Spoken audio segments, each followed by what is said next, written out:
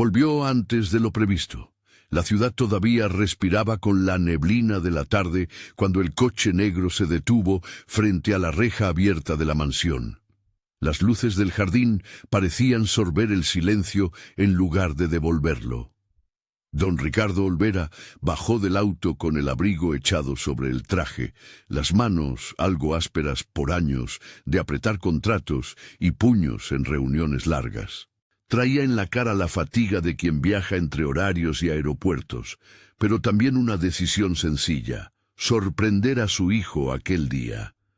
Pensó en un abrazo inesperado, en ver de cerca esa sonrisa que las fotos en su teléfono le mostraban en fugaces almuerzos de fines de semana. No esperaba que la casa se sintiera más callada que la lluvia. Al primer paso dentro, recibió una humedad fría que no pertenecía al aire. Era el frío del mármol de la entrada, la clase de frío que no perdona. Un sonido tenue, casi ahogado, llegaba desde algún lugar. Tic, tac, tic, como si alguien midiera el tiempo con un metrónomo olvidado. Ricardo detuvo su maleta y respiró. Por debajo de ese tic-tac había otro olor que, sin saber por qué, le clavó una punzada de desasosiego. Lavanda. Era un aroma limpio, pulcro, demasiado domesticado. Le vino a la memoria la fragancia de la casa en una sesión improvisada de bienvenida que tuvo con Estefanía cuando eran novios. Lavanda en el difusor, discursos sobre disciplina y orden. Ahora, aplicado en exceso, el aroma parecía una cortina que ocultaba algo. Las luces del corredor estaban tenues. Un cuadro inclinado, una tacita de porcelana puesto en el borde de una mesa, la servidumbre moviéndose con una falta de comodidad que casi se notaba en el silencio, manos que evitaban mirarlo, pasos que cambiaban de rumbo. Señora Juana, el rostro acostumbrado a la casa, cruzó con la escoba a media altura, y al verlo sus ojos se clavaron en él como si quisiera decir muchas cosas con la boca cerrada. Llevaba en la delantal manchas viejas y una rigidez nueva en la nuca. No dijo nada, solo se inclinó con respeto y por un instante la mirada de la mujer le contó más que cualquier discurso. En la mesa del comedor, junto a un plato no tocado, había un vaso con un líquido espeso y de color verde, un zumo que brillaba con esa perfección de las modas saludables. Ricardo frunció el entrecejo. No era su costumbre ver ese tipo de bebidas en la casa de su hijo. La servidumbre, cuando limpió la mesa, lo hizo con una precisión que rozaba lo militar. Platos que no chirriaban, cucharas alineadas. Un cuadro más. La perfección convertida en rutina. Avanzó con cautela. En la sala, apoyado sobre la consola, encontró un dibujo doblado, sin firma. Lo desplegó con cuidado, como quien abre una carta antigua. Era un trazo certero, infantil, pero con una fuerza que dejó helado a Ricardo. La casa estaba dibujada con todas sus ventanas pintadas de negro. No había puertas abiertas. En el centro del patio, una figura pequeña, un niño sin boca, miraba hacia adentro. No había sol ni colores. Alrededor, en letras trazadas con mano temblorosa, el niño había escrito pocas palabras, unas que parecían ejercicios de orden. La imagen quedó en su cabeza como un documento olvidado que de repente explicaba el presentimiento que había traído hasta allí. Si esta historia te toca, quédate conmigo hasta el final. Hay cosas que el silencio no dice, pero deja huellas. Se dejó llevar por las huellas. Le parecía que cada objeto en la casa había sido colocado para recordarle algo que no debería recordar. Horarios, tareas, metas. En el pasillo lateral oyó el murmullo de una voz firme que marcaba pequeñas instrucciones, y a través de una puerta entreabierta vislumbró la escena. Carlos, de 4 años, de pie en un taburete viejo con las rodillas rígidas, sujetando con manos algo temblorosas un diccionario que le pesaba como si fuera una piedra. Tenía la camiseta abrochada, el cabello peinado con esa infancia que aún no conoce la aspereza del mundo. pero el color de su cara era pálido, lavado, como si alguien hubiese quitado brillo a su búfer de infancia. Sus ojos no buscaban al padre. Su mirada estaba clavada en el suelo, en la costura del taburete, en no moverse. El metrónomo, ese que convirtió su tic-tac en un latido, estaba sobre una mesita marcando. Tic-tac. Cada sonido parecía ocupar un mandamiento. Estefanía estaba a su lado, recta como un péndulo de autoridad. Llevaba un chal gris, el pelo recogido con orden quirúrgico. El olor a lavanda se pegaba a ella como si fuese una estampa. Hablaba con calma, como si dictara una receta. Silencio. Cuenta 40. No más de una pequeña porción hasta que... Sus palabras tenían la aspereza del convencimiento. Era una disciplina que sonaba a cuidado, pero era fría al oído. Ricardo se quedó inmóvil, como se queda quien no quiere creer a la primera. Su sorpresa fue el primer rebote. Después vino la rabia, y luego una culpa tan fría como el mármol. ¿Por qué no estaba él allí para poner la mano? ¿Por qué el tiempo le había robado la presencia que ahora alguien más moldeaba a su manera? Recordó a Catalina, la madre de Carlos, con una foto en la memoria. El cabello suelto en una tarde de parque, la risa, una promesa que quedó de repuesto en su agenda. Catalina ya no estaba. Su ausencia era una línea silenciosa por la que Estefanía había empezado a caminar con demasiada dureza. Decidió no entrar por la puerta principal. Se quedó en el marco, sin hacer ruido, observando. La escena se desarrolló con la precisión de una sesión quirúrgica. El niño sosteniendo el peso del vocabulario, el metrónomo como contador, Estefanía midiendo cada minuto. Ricardo sintió el aire comprimido, como una tapa que ciñe una olla. No era solo que el niño se mantuviera en una postura, era que alguien había decidido que la infancia debía entrar en un molde. Un pequeño detalle, quizá el más humano entre toda la maquinaria, lo atrapó. La presencia de un pan seco, un trozo escondido dentro del bolsillo del peque. No era una barra enteramente comestible, solo una esquina masticada y guardada como secreto. Carlos lo acariciaba con la yema de los dedos cuando nadie miraba, como si fuera un talismán. Eso le dijo a Ricardo que el niño aprendía a robarse el alimento a escondidas. No había golpes, no había gritos que alarmaran el corredor. Había imposiciones calladas, medidas registradas como si se tratara de un proyecto con fecha de entrega. En la cocina, señora Juana lo recibió con una mezcla de miedo y alivio, como quien espera una orden y recibe un mando. Apenas lo miró, se le fue la voz en la garganta y, sin ceremonias, le soltó a Ricardo. «Señor, no todo está bien. No es como usted cree». No era una excusa. Era el inicio de una confesión contenida. Sus manos temblaban cuando señaló hacia la sala. Ricardo no necesitó más para avanzar. Pegó la oreja a la puerta entreabierta y escuchó las palabras frías de Estefanía. «Proyecto Cisne», repitió. «Tenemos que acabar con las costumbres». La voz era un compás, una lógica que pretendía sanar lo que para ella estaba roto. En algún momento había decidido que el niño debía renacer diferente, que la perfección, esa que su propia infancia le exigió, era un regalo que debía imponer. Ricardo sintió la antigua fotografía que seguramente Estefanía tenía en su cajón, una niña observada, enderezada por una madre que le midió cada sonrisa. Ahora veía a su hijo como experimento. Algo en esa puerta se rompió para él. Entró sin anunciarse, la escena se congeló. El diccionario resbaló de las manitas de Carlos, el taburete crujió y el niño, de pronto, cayó lateralmente como un muñeco deshilachado. No fue un golpe, fue un colapso de fuerzas pequeñas. Ricardo sintió en el estómago un vértigo que conocía de las noches de vuelo sin dormir. Estefanía se enderezó como si el aire la hubiese cortado. Los segundos se pudrieron en el silencio que dejó la caída. Carlos quedó en el suelo, abrazando el aire, con un gemido bajo que le atravesó al padre como vidrio. Estaba pálido, con pequeñas manchas de sudor en la frente y la respiración entrecortada, como si el cuerpo le reclamara el alimento negado. Ricardo se agachó enseguida con un impulso que no tuvo tiempo de medir por lo que costó. Lo tomó en brazos sin pensar en la etiqueta del traje, sin considerar la fragancia de la casa. El niño tembló contra su pecho, y en la parte más profunda del abrazo hubo algo que ninguna cuenta bancaria sustituyó.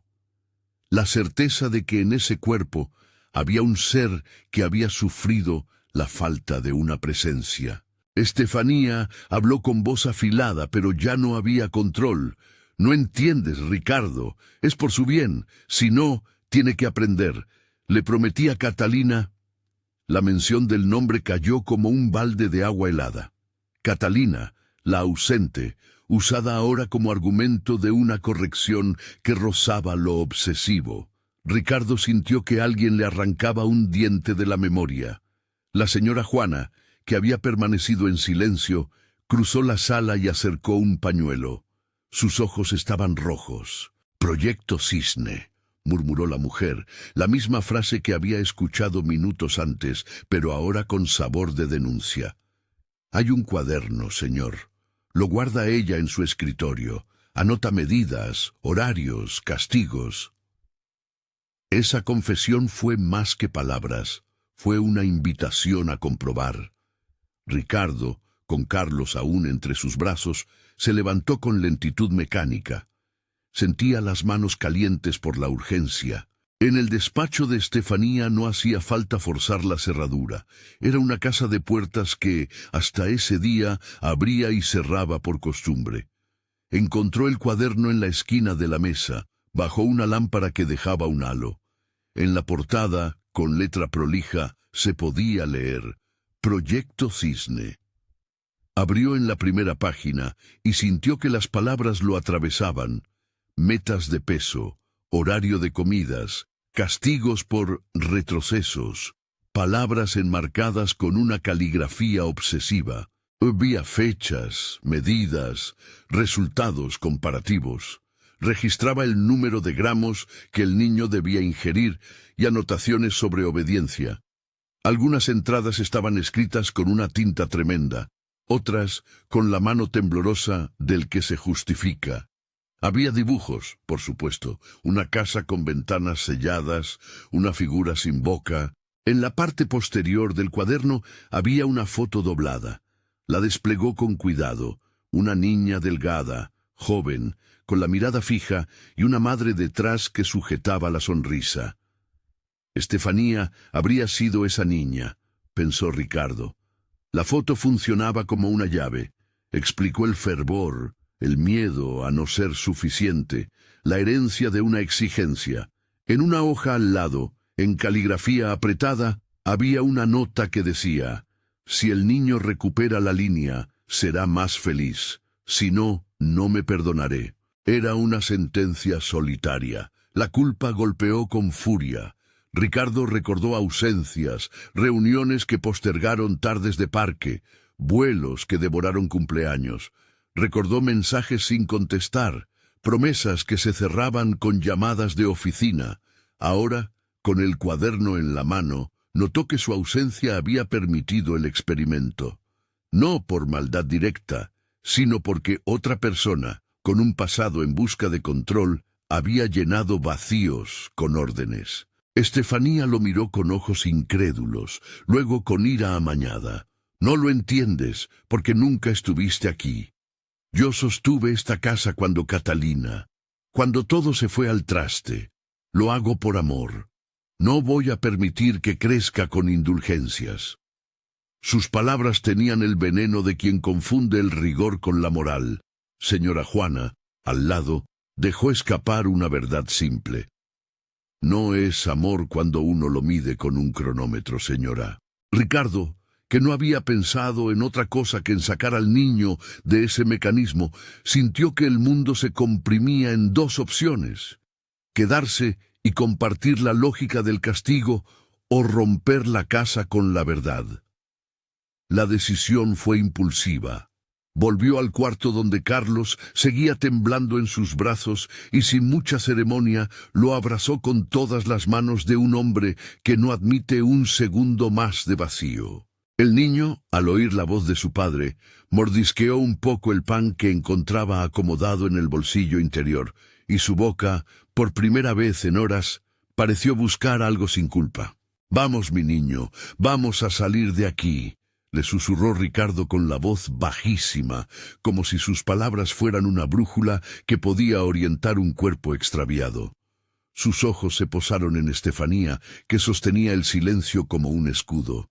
Ella no mostró arrepentimiento, solo una defensa que se disculpaba con la historia personal de la que ambos eran herederos. Antes de salir, Ricardo hizo una cosa que no tuvo tiempo de planear. Arrastró consigo el cuaderno. Lo metió en su maletín con la misma brusquedad con que había tomado al niño. Señora Juana lo miró como quien se queda con una esperanza que sale por la puerta. «Señor, llévese también esto», dijo, señalando el vaso de jugo verde que había quedado intacto sobre la mesa. Él no lo tomó. Era la confirmación de que las medidas no eran solo teoría. Al cruzar el umbral, un viento frío levantó unas hojas del jardín. La luz de la tarde parecía cortada por una lámina. El mármol detrás de él volvió a sonar como un lugar que había guardado secretos. Ricardo subió al coche con el niño en brazos, con el cuaderno bajo el brazo. El motor arrancó como quien rompe una barrera. En el espejo retrovisor vio a Estefanía en la entrada, de pie, con la figura rígida y la lavanda suspendida como un halo que ya no era inocente. La señora Juana, desde un costado, les hizo un gesto con la mano que mezclaba alivio y pena. Ricardo no miró atrás. Con el corazón golpeando un ritmo distinto al tic-tac del metrónomo, pensó en la fragilidad escondida en la rutina de una casa grande. Pensó en cómo las buenas intenciones o la necesidad de controlar un dolor pasado pueden transformarse en medidas que convierten a un niño en un proyecto. Y pensó, por primera vez sin excusas, en presentarse más que como proveedor, en ser presencia diaria. Mientras conducía hacia el exterior de la ciudad, las calles empezaron a llenar de una llovizna fina.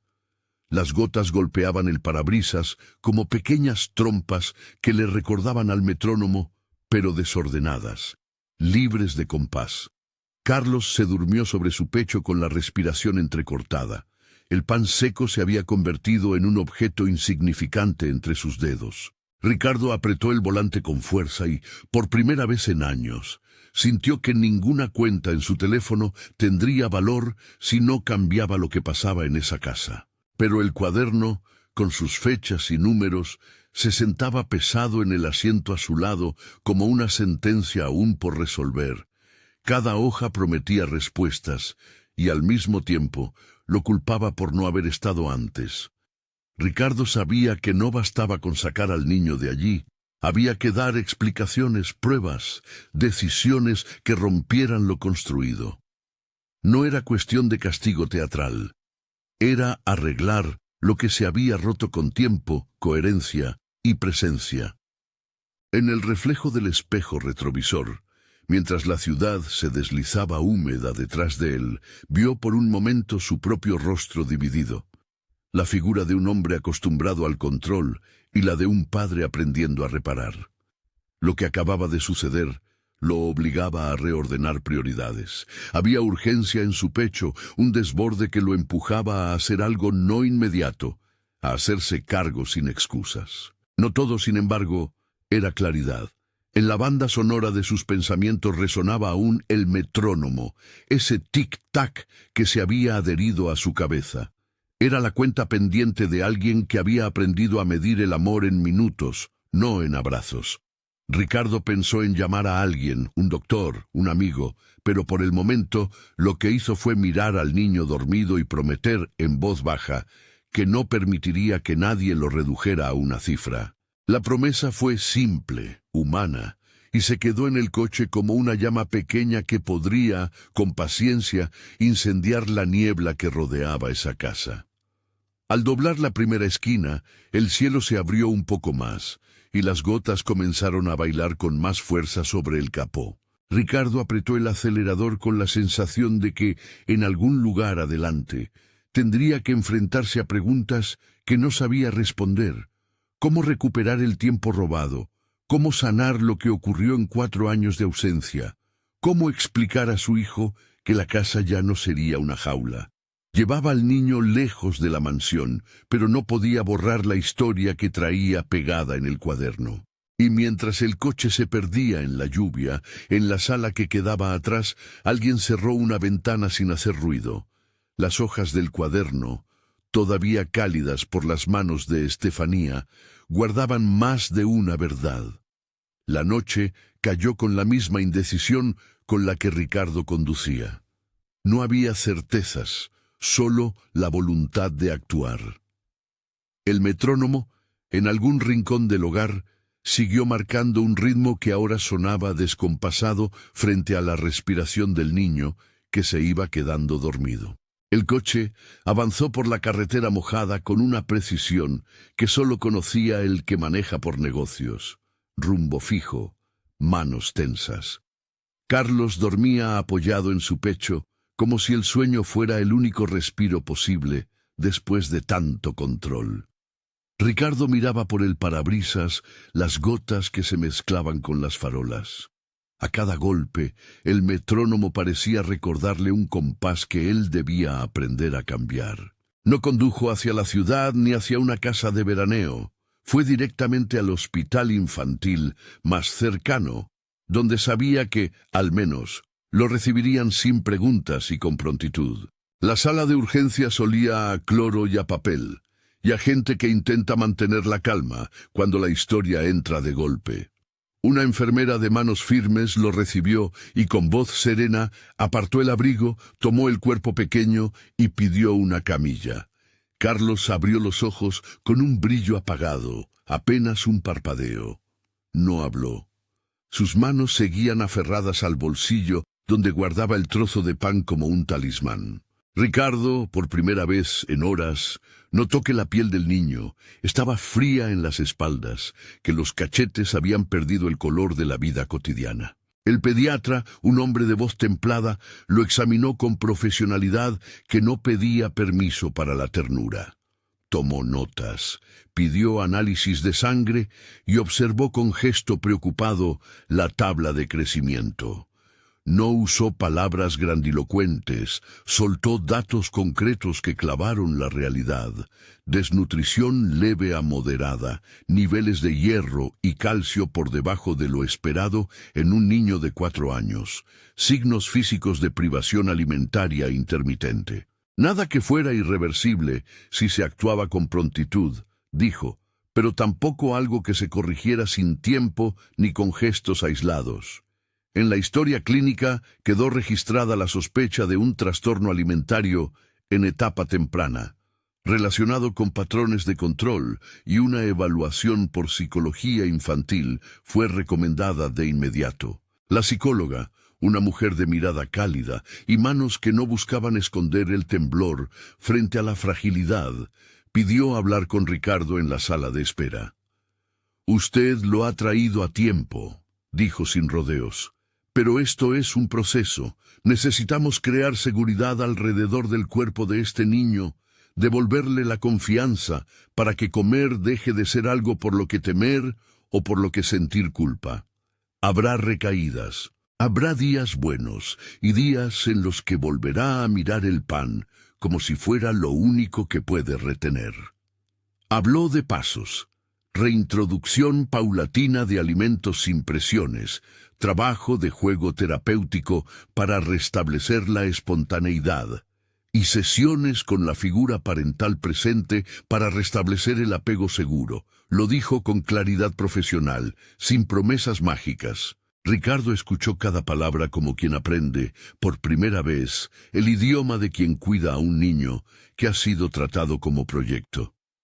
Sintió vergüenza, una culpa antigua que no se podía limpiar con billetes ni disculpas. En un instante, Durante el tiempo en que las máquinas registraban el pulso y las pruebas llegaban a las manos, recordó fechas que había olvidado.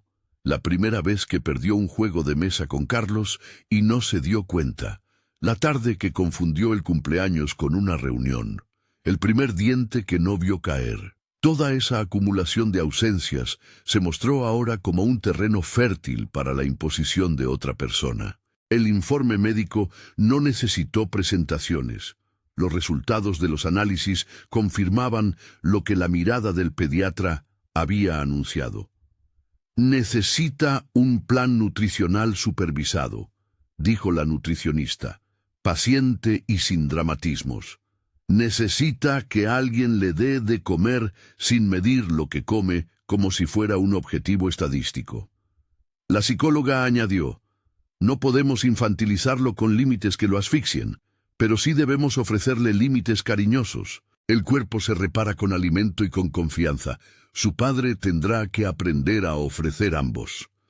Ese tendrá que cayó como una orden amorosa sobre Ricardo. En la habitación, Carlos dormía con la frente húmeda. El pan asomaba todavía del bolsillo, testigo muda de la astucia de un niño para guardar un trozo de la vida.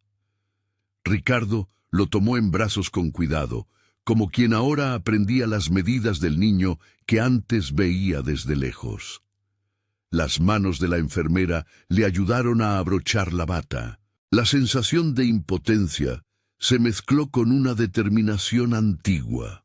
No volver a permitir que la vida de su hijo se midiera en gramos. Cuando llamaron a Estefanía para que acudiera al hospital, ella llegó con el chal gris, la lavanda aún suspendida en su ropa, como si fuera una fragancia que no reconoce su propio daño.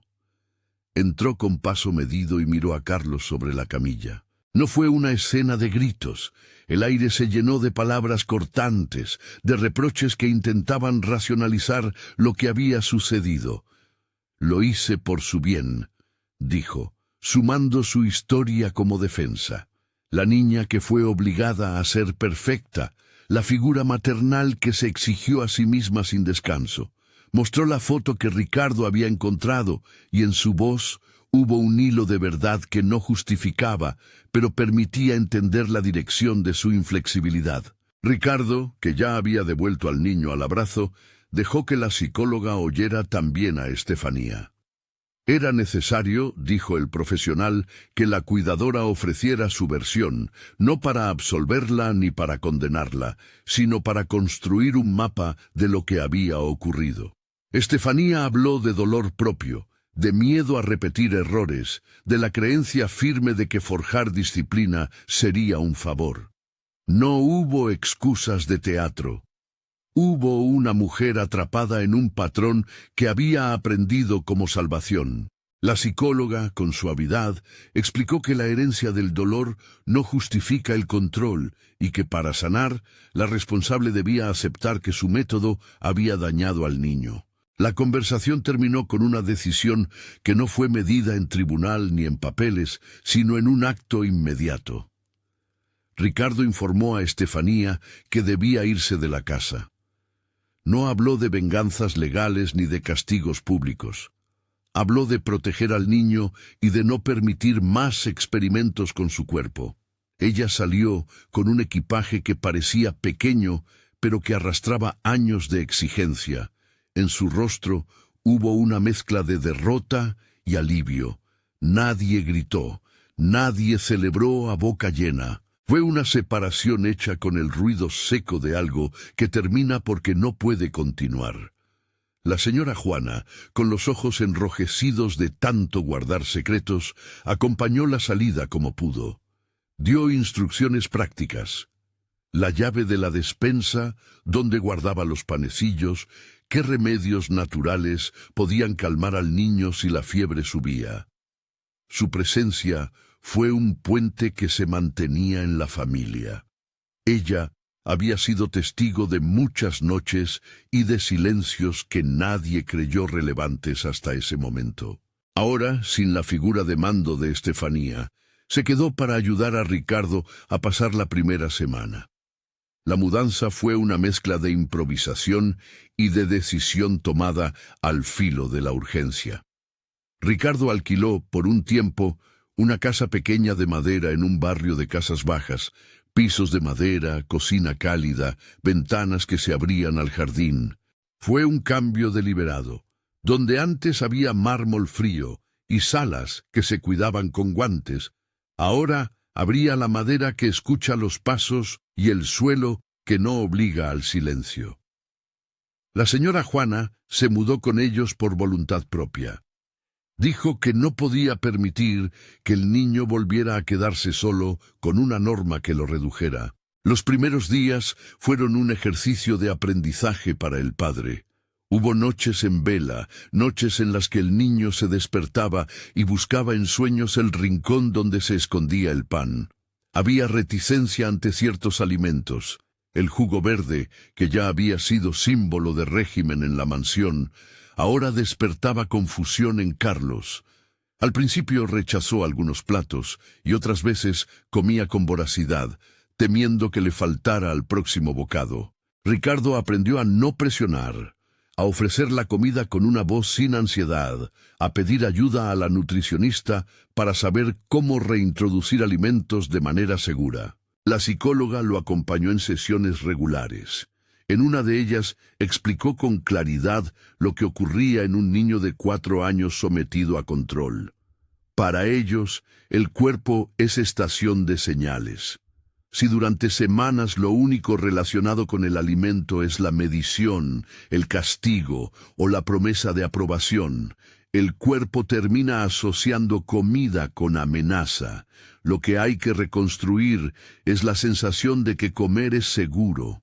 Esa reconstrucción, dijo, se hace con rituales sencillos. La comida en familia sin comentarios sobre cantidades, juegos que incluyen alimentos como herramienta de placer, amasar pan, decorar frutas, y refuerzos emocionales que no usen la comida como premio ni como castigo. El pan, ese objeto que había sido robado, volvió a ser protagonista de pequeñas ceremonias. La señora Juana, con paciencia ancestral, enseñó a Ricardo a preparar una hogaza simple, masa que se amasa con manos que aprenden a no apurar, que se deja reposar con calma.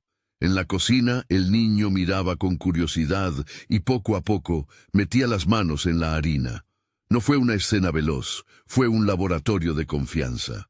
Ricardo, que no sabía amasar, aprendió a guiar sin corregir, a celebrar las migas como si fueran pequeñas victorias. Había retrocesos.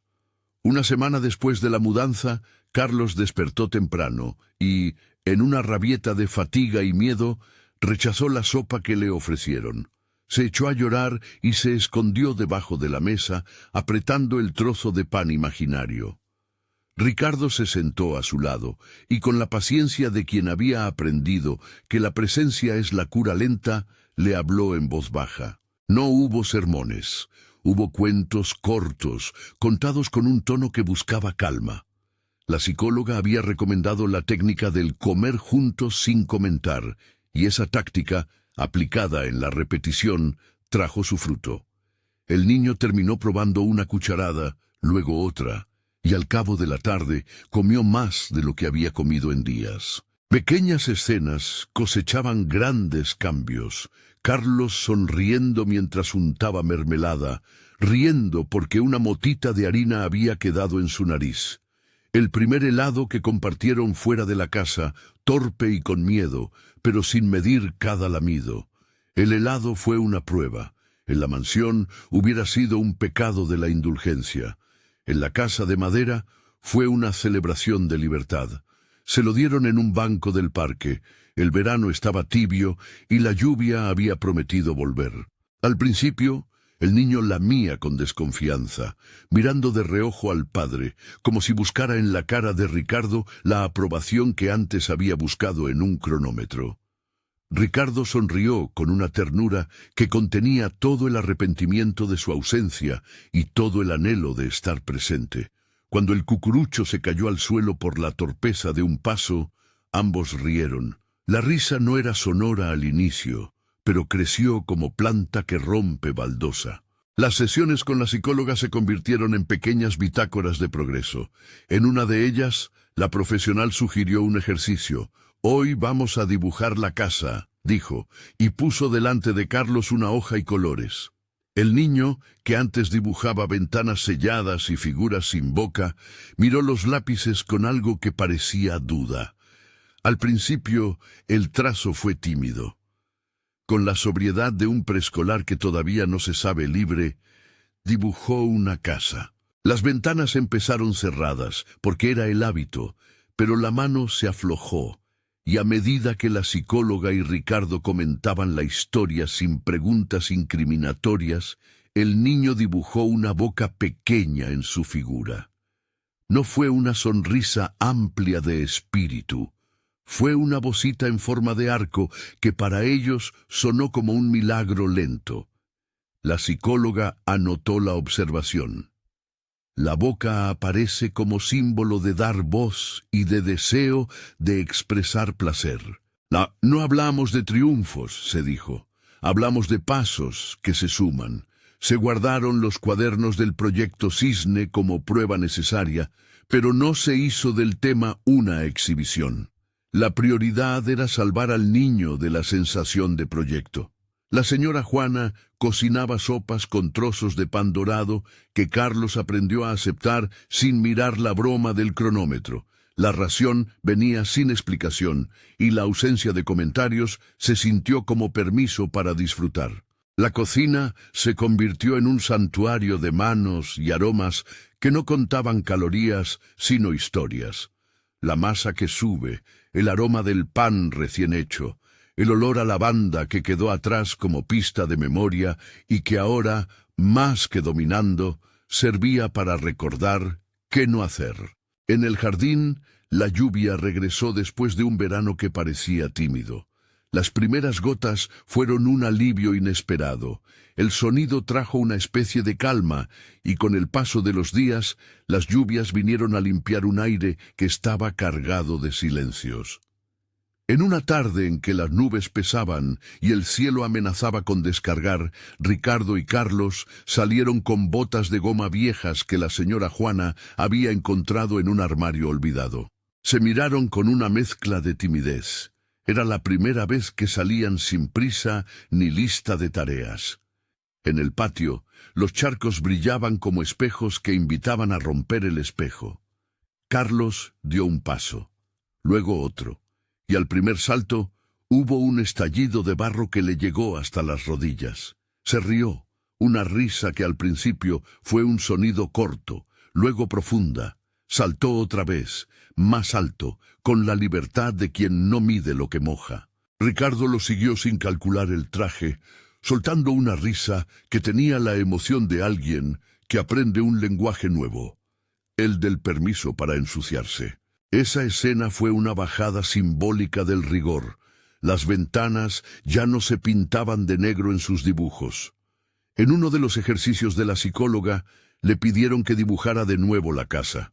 Ahora, con más confianza, Carlos llenó el patio de flores, puso perros que corrían y dibujó a un personaje con una boca ancha y ambos brazos alzados. Ricardo guardó ese dibujo como una reliquia. No era un resultado científico, era la señal de que la voz del niño volvía a él. La recuperación, sin embargo, no fue una línea recta. En un control mensual, la nutricionista observó que los niveles de hierro todavía estaban bajos.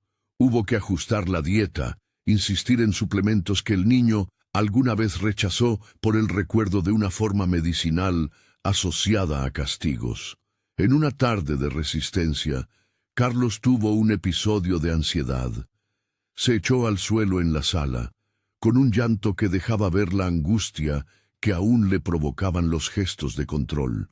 Ricardo se sentó a su lado y sin levantar la voz, le contó una historia de un oso que aprendía a no medir cada cucharada de miel. La historia no solucionó en la hora, pero disminuyó la intensidad del llanto. Al terminar, Carlos se aferró a la mano de su padre como si el agarre fuera ancla y no imposición.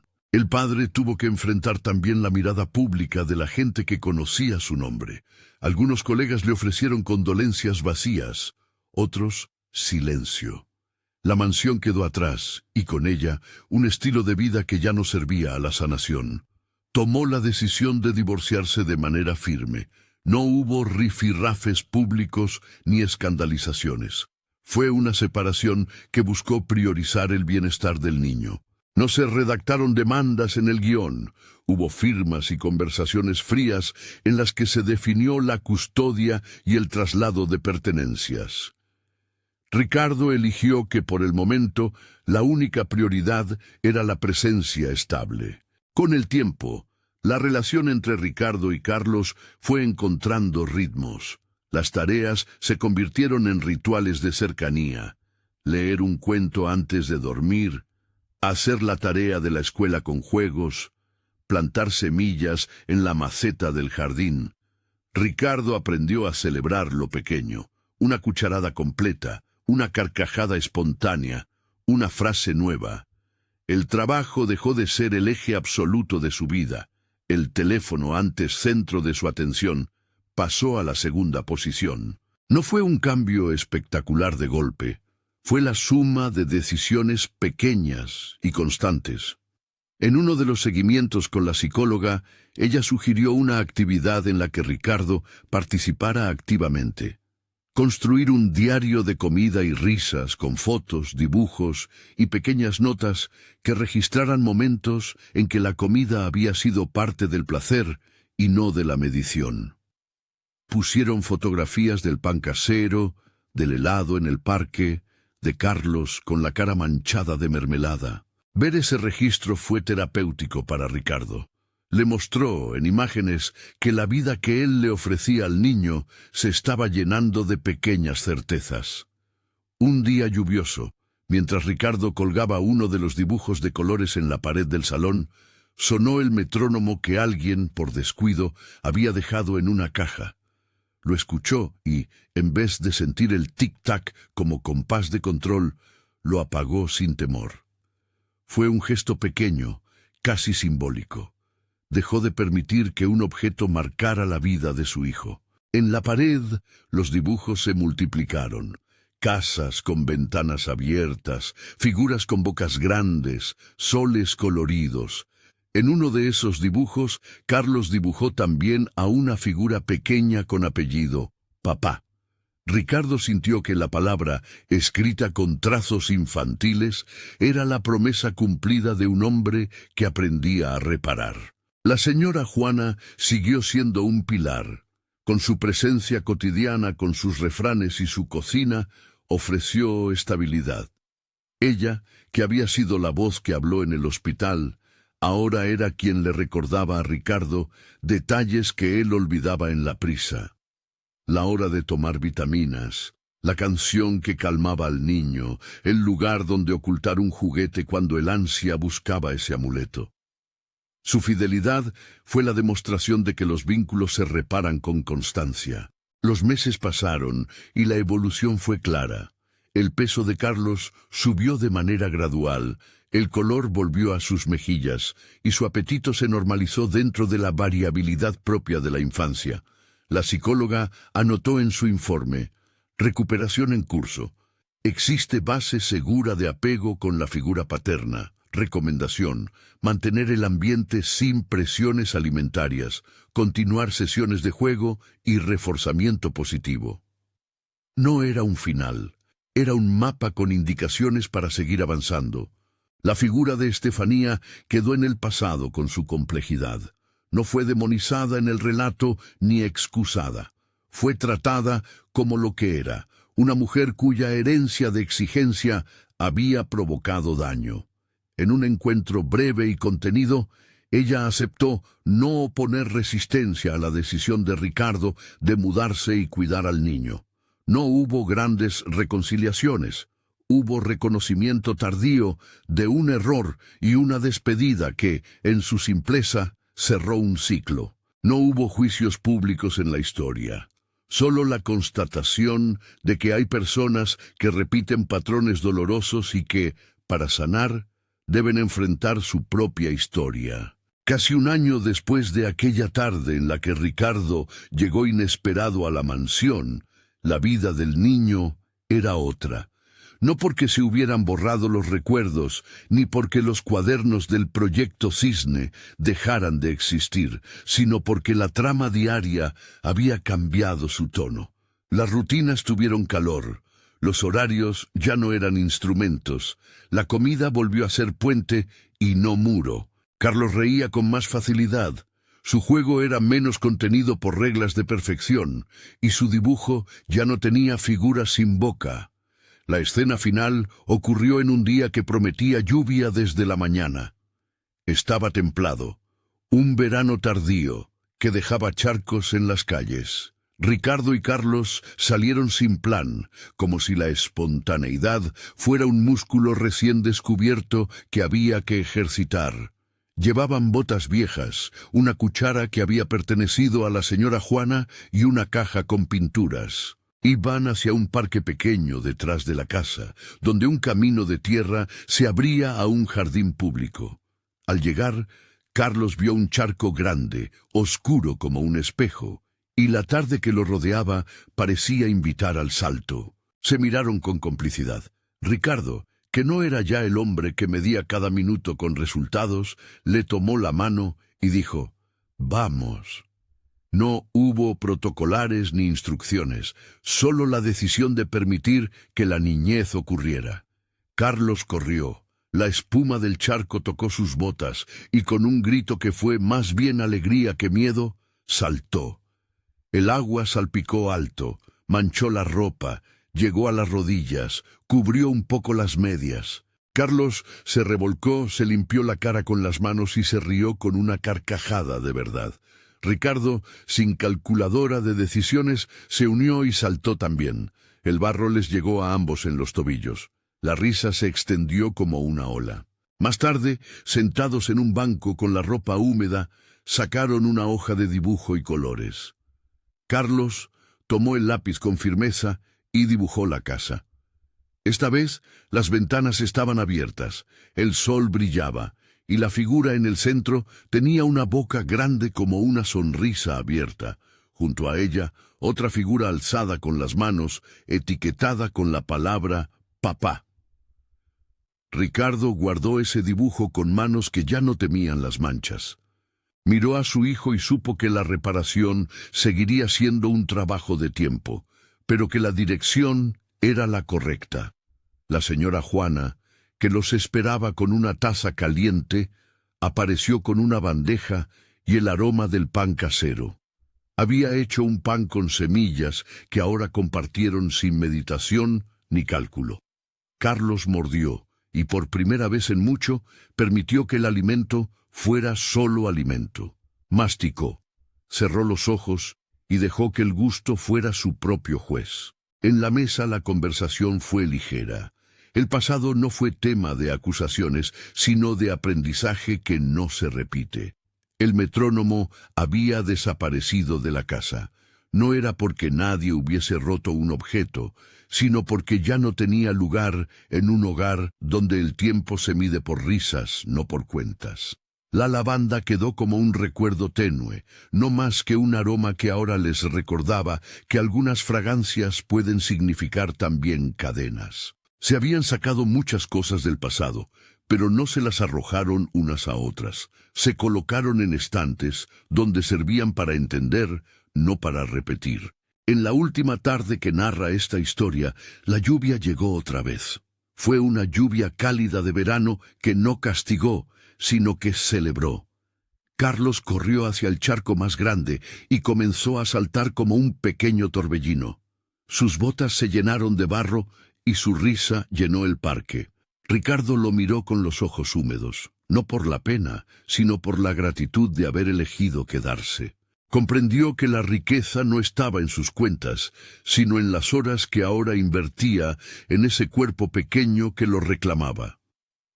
Antes de que cerráramos la escena, Carlos cogió una caja de colores y con trazos libres dibujó una cosa que fue simple pero definitiva, una figura con una boca y la palabra mamá, No era la madre que había desaparecido, era la señal de que en su corazón había espacio para el pasado y para el perdón, sin borrar lo que había ocurrido.